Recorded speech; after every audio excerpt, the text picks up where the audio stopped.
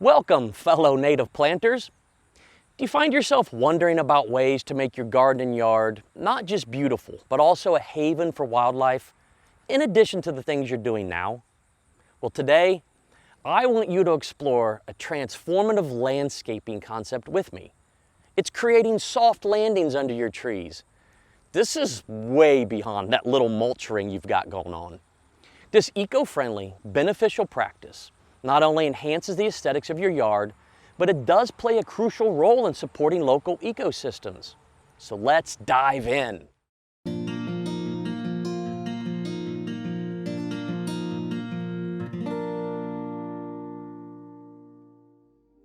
What exactly is a soft landing, you might wonder?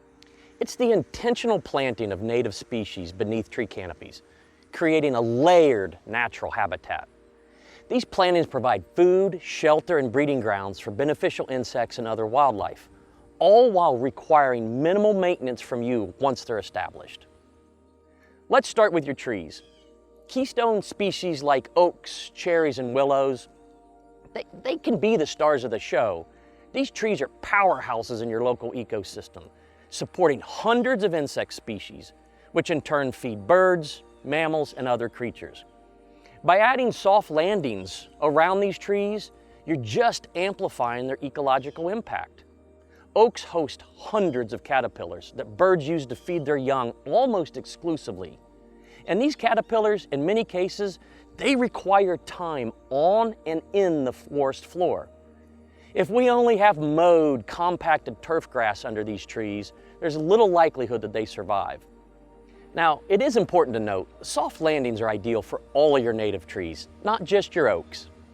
As you can see here, I've created this soft landing around 2 maples. I also have another in process that's behind me and a third that I'll be creating. I will just have grass paths that are around them, the width of my mower. And this is, it's a cue to care. It shows that it's intentional. It allows us to walk among the area and just observe everything up close. So, what have I added to this soft landing? So far, I've added 3 shrubs, including St. John's wort, common 9-bark, and arrowwood viburnum. I'll also be adding some New Jersey tea. I then came in and added the forbs and grasses that include little blue stem, purple coneflower, liatris, wild bergamot, and Mexican hat. And now I have plenty of room to add more. Lastly, for the ground cover layer, I've just added some wild strawberry and common violet. I'd also like to point out that I frequently use additional structures in my gardens and soft landings, such as logs, stumps, rocks, little brush piles, a bench maybe, bird baths, bird feeders. When choosing plants, think of your garden as a layered habitat. If you have large trees, which I don't yet, you can start with shade-loving ground covers like wild ginger or ferns close to the trunk where the sunlight is sparse. As you move outward, incorporate flowering perennials that love more light and aim to have something in bloom all season. Grasses and sedges like Pennsylvania sedge and little blue stem, they add texture and stability while providing cover for insects and small animals. And planting these densely using the matrix planting method helps suppress the weeds and prevents your flowers from flopping. You'll then need to determine which shrubs and bushes to be used based primarily on the planting conditions. Is it shady, sunny, wet, etc.? The planting process is crucial. You'll want to minimize disturbance to tree roots by using small plugs rather than digging large holes. You'll need to water them thoroughly as they establish themselves and as they have to compete with tree roots for available moisture. Your initial layer of mulch or leaf litter will mimic the natural forest floor and help retain moisture. Removing the grass, well, you'll need to decide what method you would prefer: spray, hand digging, renting a sod cutter, layering with cardboard. Just be mindful of the tree roots and the oxygen that they require. Now, let's talk about the benefits. Soft landings are far more than just a pretty addition to your yard. They are a boon to the local environment. These plantings help conserve water by improving soil structure and reducing runoff. They sequester carbon, playing a role in combating climate change. Plus, they provide essential habitats for overwintering insects like fireflies, caterpillars, and beetles, all whose populations are in decline.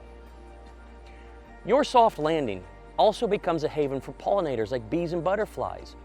By choosing a diverse array of native plants, you're ensuring that there's something in bloom from early spring to late fall, providing a continuous food source for these essential creatures. You're also creating microhabitats by using multiple horizontal layers that we often overlook. You'll have short ground covers, knee to waist-high flowers and grasses, mid-level shrubs, and then the highest level, the tree canopies.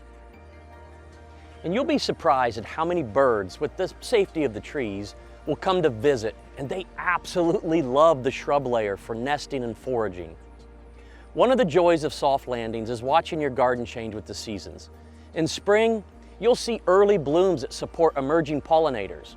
By summer, your garden will be buzzing with life, and come fall, that foliage will add a burst of color, all while supporting the local ecosystem. You then will have a natural catchment for your falling leaves, and you don't have to rake. In addition, you will no longer have to individually mow around each tree, and it will allow you to have more space to just plant more, knowing that you can simply mow around a large area that's creating vital pocket habitats. It also helps you realize that you can plant trees much closer together, and they're connected by the soft landing visually, making it appealing and functional. Your soft landing can be as big as you want, but the bigger the better. Think about how you can connect trees that are already planted, or how you can extend a small mulched ring under an existing tree. Just add some plants and then each year extend the size of it. By embracing the concept of soft landings, you're not just enhancing your garden's beauty, you're playing an active role in nurturing our planet. Imagine your yard as part of a larger network of green spaces, each contributing to the health and resilience of our environment.